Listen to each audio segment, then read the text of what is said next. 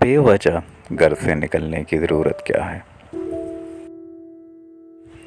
شاعر گلزار کی ایک بہت پرانی نظم۔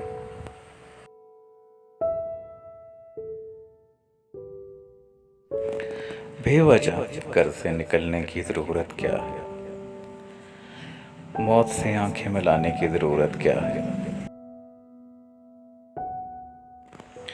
سب کو معلوم ہے باہر کی ہوا قاتل ہے، یوں ہی قاتل سے الجھنے کی ضرورت کیا ہے؟ ایک نعمت ہے زندگی، اسے سنبھال کے رکھ، قبرستان کو سجانے کی ضرورت کیا ہے؟ دل کے بلانے کو گھر میں ہی وجہ کافی ہے، یوں ہی گلیوں میں بھٹکنے کی ضرورت کیا ہے؟